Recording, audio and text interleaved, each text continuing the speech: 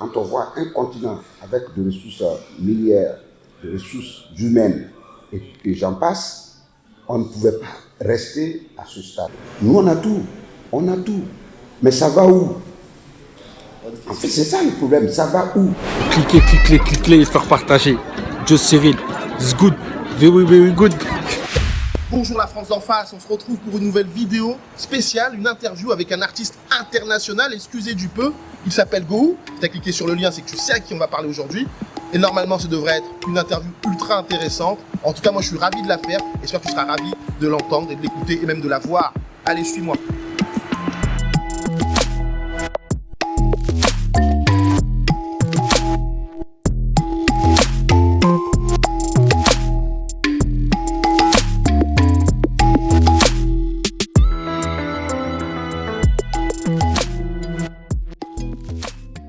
Bonjour, rebonjour la France d'en face. On se retrouve pour une interview un peu particulière, nouvelle. C'est un concept plus condensé que d'habitude. Et j'ai de la chance cette fois-ci. On le dit souvent pour les Américains ou les acteurs étrangers quand ils viennent en France. Mais on va le dire aussi pour l'invité du jour. On est face à une star internationale, Gowou Michel, et on est ravis de pouvoir l'avoir avec nous en interview.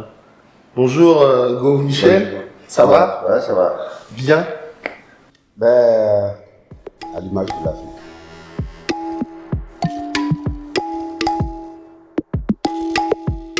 L'Afrique, c'est quelque chose qui te tient à cœur, le continent, la situation du continent. Qu'est-ce que tu penses de la situation actuelle? Tu dis ça va comme l'Afrique. Est-ce qu'il y a des sujets sur l'Afrique là qui te préoccupent plus que d'autres? L'Afrique même, dans son ensemble, c'est un sujet. Ouais, c'est vrai. Ah oui, l'Afrique dans son entièreté, c'est un sujet. Et c'est mon continent. Ça va pas, c'est mon continent. C'est comme ta famille, ton père et ta mère. Ils sont bons, ils sont mauvais. C'est eux qui t'ont mis au monde, c'est tes parents. On ne peut pas le fuir. Et il n'y a que toi, si tu peux les amener à changer positivement, tu le fais. Donc notre chère Afrique, qui nous appartient à tous, nous, Africains, c'est vrai que c'est dur. C'est un dur fardeau, mais on est obligé de la supporter. Ce qui se passe en Afrique aujourd'hui, et depuis, c'est même pas aujourd'hui que ça a commencé, il y a quand même des ratés, il y a beaucoup de déviations, il y a beaucoup d'attaques gratuites, il y a beaucoup d'agressions, et c'est vraiment déplorable. Quand on voit un continent avec autant de ressources, quand on voit un continent avec des ressources minières, des ressources humaines, et j'en passe, on ne pouvait pas rester à ce stade-là. L'Afrique devait être construite, peut-être même mieux que l'Europe. Nous, on a tout. Mais ça va où? En fait, c'est ça le problème, ça va où? C'est déplorable de voir quelqu'un, un guide, je veux dire, un président qui est à la tête de son pays, qui a été élu pour mener à bien la destinée de son pays, et dès qu'il s'installe, il fait la fuite des capitaux, il ramasse l'argent qu'il est venu trouver, l'argent qu'il amasse dans des malles qui s'en va déposer dans les pays européens. Et sachant que cet argent ne va plus jamais revenir. Parce que quand c'est déposé, après on trouve un problème toujours de blanchiment, on colle dans ton dos et cet argent reste. Vous voyez? Donc, mais malgré ça, celui qui va venir à la suite fera la même chose. Mais attends, on réfléchit comment? Mais quand ils viennent ici, tu dis, ah non, vraiment l'Europe est développée. Mais on peut développer. C'est l'argent que vous venez de déposer ici qu'ils prennent pour développer l'Europe. Pourquoi ne pas réfléchir? La population meurtrie. On a besoin d'avancer. Mais les gens, ceux qui ont le volant à main, au lieu d'appuyer sur l'accélérateur, le pied est bloqué sur le frein.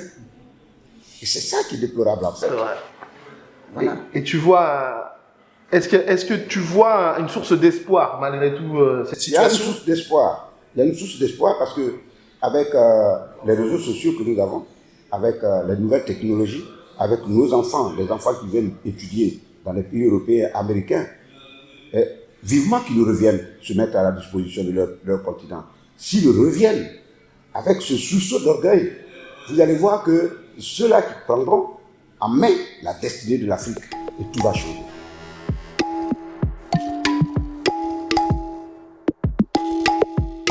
En fait, il n'y a pas de handicap. Le vrai handicap, c'est le blocage dans la tête. Le vrai handicap, c'est quand tu te bloques au niveau de tes recherches et tes pensées. Mais si Dieu t'a donné toutes tes facultés pour pouvoir développer ton intelligence, ben, pourquoi parler d'un handicap? Il y a des gens qui sont bien valides. Ils ont les pieds, les mains, tout ce qu'ils ont comme faculté et de vrais coffres et qui sont assis et qui attendent des autres. Comprenez?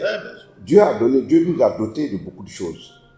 Il y en a qui n'arrivent plus à utiliser leurs pieds.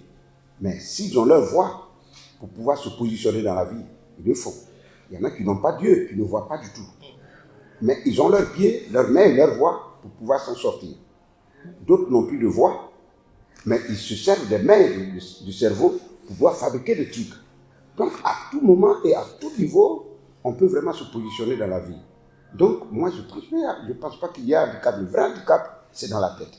Et aussi, il y a des gens qui, quand dès la première vue, tu te dis, ah, voilà l'homme que je cherche, voilà le gabarit que je veux.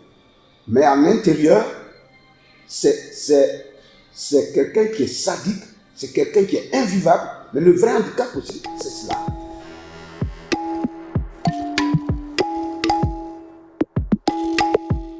Justement, en fait, cette passion pour la comédie, elle est née comment? En fait, à quel moment dans ton parcours tu t'es dit finalement, je sais faire rire ou je veux faire rire, et du coup tu as développé ça? Ça s'est passé comment? Comment t'es arrivé sur... Il faut dire que déjà, à mon enfance, je faisais rire mes amis. J'aimais taquiner, j'aimais raconter certaines histoires pour faire rire les gens et tout. Et notre père aussi, souvent, les soirs, quand je le retrouvais, il nous faisait des contes, des histoires et tout ça. Donc, déjà, ma tendre enfance, j'avais cette fibre-là. Alors, mais cette fibre a été interrompue par la maladie qui m'a envahi quand j'étais à l'école primaire et qui m'a mis au sol, de paralysie totale. Oui, paralysie totale. J'arrivais même pas à me tenir debout, j'étais coulé au sol complètement. Et voilà, donc là c'était compliqué avec la maladie qu'il y avait dans le corps. Et c'était un véritable un moment assez particulier que je positive. Parce que si ça n'avait pas été fait de cette manière, peut-être que je ne serais pas là. Peut-être que je serais professeur de mathématiques quelque part. Et là, bon, on ne se serait peut-être pas connus.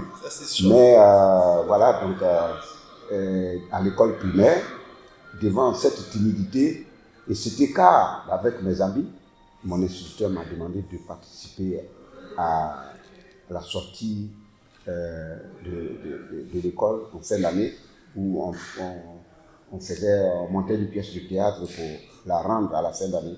Et donc, il m'a obligé à participer. Et on m'a donné le rôle le plus comique dedans. Et je l'ai tenu avec brio. Du coup, tous ceux qui riaient de moi, qui riaient en me voyant dans la rue, quand ils me voyaient maintenant, les amis, je vais parler des amis élèves et tout ça, et ils riaient maintenant avec beaucoup d'enthousiasme et beaucoup d'affection. Voilà. Et à partir de cela, déjà, je me suis dit, pourquoi ne pas en faire un métier? En faire un métier, ça pourrait quand même me permettre de m'épanouir avec ce qu'on appelle handicap. Et au fil du temps, j'ai vu qu'il n'y avait pas d'handicap, mais c'était juste un blocage. Sur tout ce parcours-là, surtout depuis donc plus de 30 ans maintenant, s'il y a quelque chose que tu retiens, que ce soit positivement en termes d'humour, est-ce qu'il y a un événement, est-ce qu'il y a un moment dans ta carrière particulier que tu retiens sur tout ça? Tous les moments que j'ai vécus dans ma carrière sont des moments assez particuliers. Parce que si ce n'est pas particulier, Dieu ne va pas permettre ça. Et que ce soit négatif, c'était prévu que ça devait arriver. Et le négatif permet de réaliser le positif. Et donc, tout ce qui se passe dans ma vie, je prends avec beaucoup de philosophie. Donc, ma vie, telle que conçu depuis ma naissance jusqu'à aujourd'hui, il n'y a pas eu de période, il n'y a pas eu d'étape négative. Même quand c'est pas positif, il faut positiver.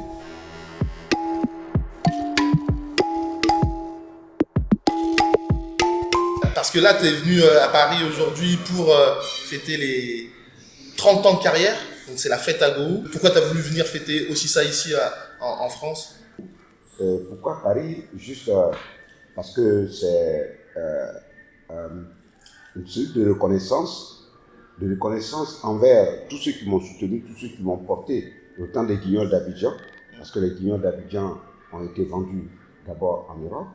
Donc c'est des Africains de la diaspora ici qui nous ont connus, qui nous ont portés dans un premier temps, avant que les Africains même de l'Afrique nous découvrent, avant même que la Côte d'Ivoire nous découvre. Donc c'est une manière pour moi de remercier tout ce peuple-là, toute cette population, toute cette diaspora qui vit ici. Voilà, c'est ça qui est la vérité. Bah merci beaucoup Gao Michel, ça a été un plaisir, un honneur pour moi de t'avoir avec moi pour cette interview. On se retrouve très bientôt pour d'autres interviews avec d'autres artistes et peut-être qu'on aura la chance d'avoir une autre star internationale. Sur ce, peace.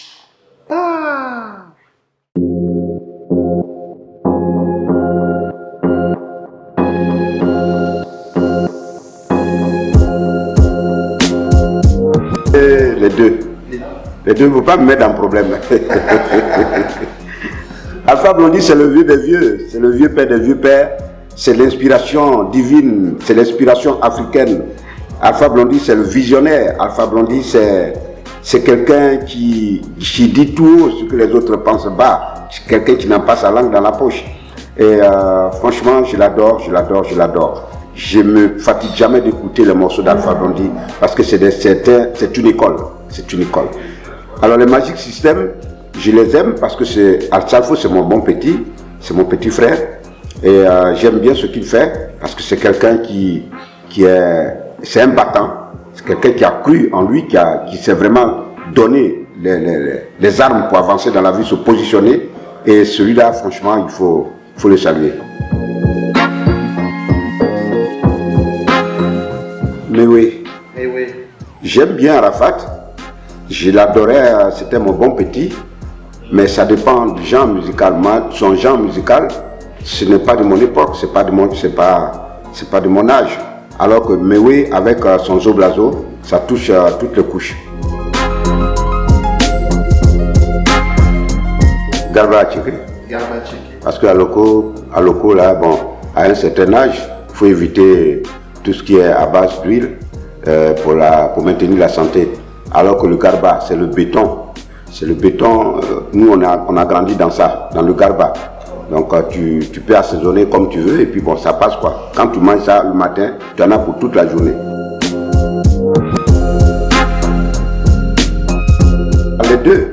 Les deux parce que Cocody, c'est quand même une commune où il fait bon vivre. C'est là que je suis déjà. Et vraiment, tout le monde cherche à venir à Cocody, hein. Mais Bassam, à côté, parce que c'est en bordure de mer. Et là-bas, en tout cas, on reçoit beaucoup de touristes. Et avec cette brise de mer qui envahit la ville tout le temps, c'est extraordinaire là-bas aussi. Donc je ne peux pas prendre un pour laisser l'autre.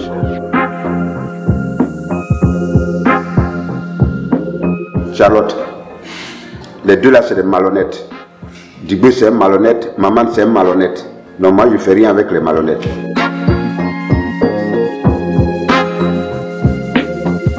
Les deux, oui, parce que les deux, et Yaya, il nous a transportés dans son univers. Il nous a transportés avec son talent du meilleur milieu de terrain de l'époque. À cette époque-là, si Yaya Touré était un blanc, il aurait eu le ballon d'or. Parce qu'en ce moment, il écrasait tous les milieux de terrain. Et on sait son passage à Bassa, ce qui s'est passé. Même après Bassa, on a connu encore avec ses enjambées. Et Voilà, c'est une vraie star. Drogba, c'est une légende. Quand on dit légende, ça veut dire tout. Drogba, c'est quelqu'un... une défense n'a pas de secret pour lui. Quelle que soit la témérité, la densité de la défense, lui, il arrive toujours à passer et marquer son but. Et c'est ça. C'est quelqu'un qui joue avec l'esprit, c'est quelqu'un qui joue avec tout ce qu'il y a comme fighting spirit. Et donc, ce monsieur-là, on ne peut pas ne pas l'aduler, on ne peut pas ne pas... Mais ce que je demande toujours aux autorités en Côte d'Ivoire, c'est de construire un monument pour lui, un monument à son effigie, pour que les générations à venir sachent que la Côte d'Ivoire a eu un monument au nom de Drogba.